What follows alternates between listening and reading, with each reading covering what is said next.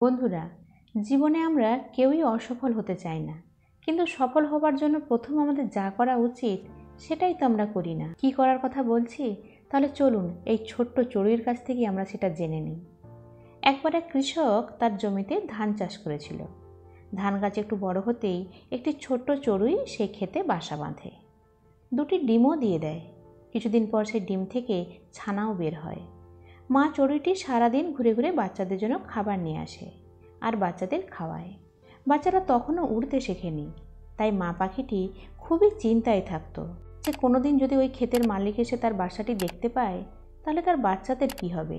এদিকে কৃষকটি এতই অলস ছিল যে সে নিজে কোনোদিনই তার ফসল দেখতে যায়নি, তাই তার বাসাটি তার নজরেও আসেনি। নজরে আসলে নিশ্চয়ই বাসাটিকে সে ভেঙে ফেলত। যাই হোক, সবার নজর এড়িয়েই বাচ্চাগুলি বাসাতেই বড় হচ্ছিল। একদিন মা চড়ুই বাচ্চাদের জন্য খাবারের খোঁজ করতে বেরিয়ে যায়। বাচ্চারা বাসায় একাই ছিল। হঠাৎ একদিন কৃষক নিজে তার ক্ষেতের ফসল দেখতে আসে। আসলে ফসল কাটার অনেকটা সময় পার হয়ে গেছিল তখন।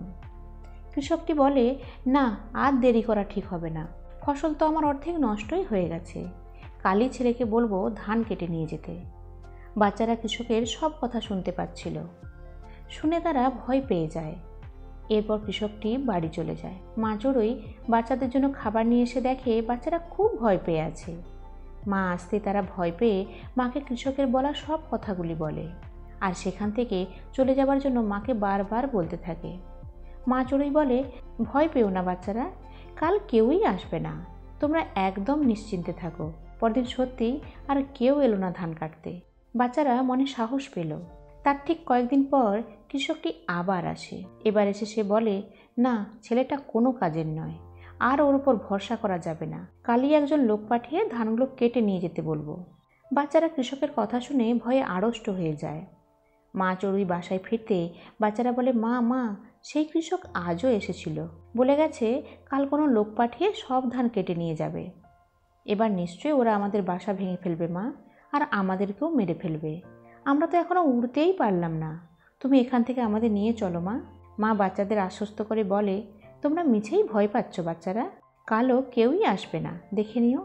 তোমাদের কোনো ক্ষতি হবে না, ভয় পেও না, ঘুমিয়ে পড়ো। বাচ্চারা মায়ের কথায় আশ্বস্ত হয়ে ঘুমিয়ে পড়ে। তবুও তারা পরদিন ঘুম থেকে উঠে অপেক্ষা করতে থাকে কখন কৃষক আসবে ধান কাটতে। বিকেল হয়ে গেলে বাচ্চারা ভাবে আজ আর কেউ আসবে না, মা ঠিকই বলেছে। তারপর আরও কয়েকটা দিন কেটে যায়। কৃষকটি আবার তার জমির কাছে এসে বলে, না, আর দেরি করব না। ফসল অর্ধেক তো নষ্টই হয়ে গেল আমার। কেউ কোনো কাজের নয়, কাউকেই কিছু বলবো না। কাল আমি নিজে এসে সব ধান কেটে নিয়ে যাব। বাচ্চারা এবার খুব একটা ভয় পেল না।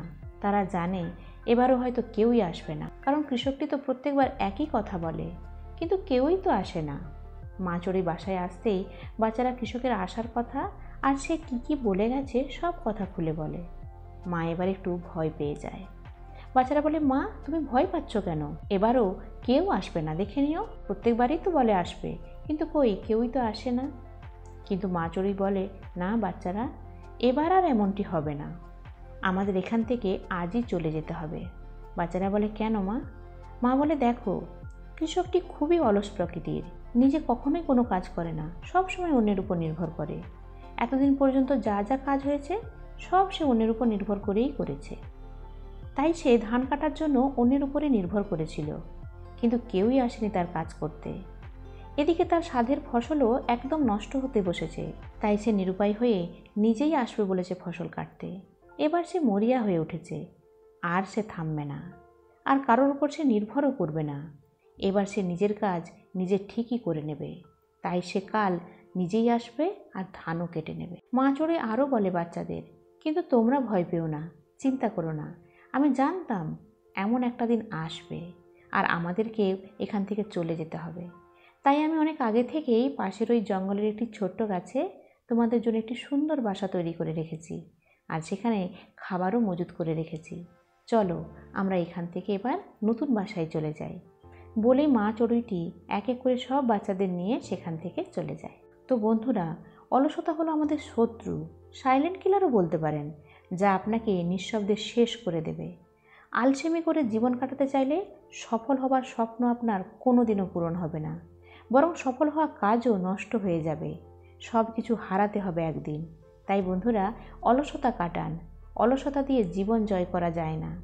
প্রত্যেকটি সফল কাহিনী কিন্তু কঠোর পরিশ্রমের কথা বলে। যতই আপনি লক্ষ্য স্থির রাখুন না কেন, অলসতা সেই লক্ষ্য পর্যন্ত আপনাকে কখনোই পৌঁছতে দেবে না। কিন্তু আপনি যদি একবার মনে মনে পণ করে ফেলেন যে অলসতাকে পেছনে ফেলে আপনি সফলতার সিঁড়িতে উঠবেন, তাহলে আপনাকে সফল হওয়া থেকে আর কেউই আটকাতে পারবে না। তো বন্ধুরা, গল্প যদি ভালো লাগে, ভিডিও যদি ভালো লাগে, অবশ্যই একটি লাইক দেবেন, কমেন্ট করবেন, শেয়ার করবেন গল্পটা। আর এই ধরনের মোটিভেশনাল গল্প পাওয়ার জন্য আমার চ্যানেলটাকে অবশ্যই সাবস্ক্রাইব করে আমার পাশে থাকবেন।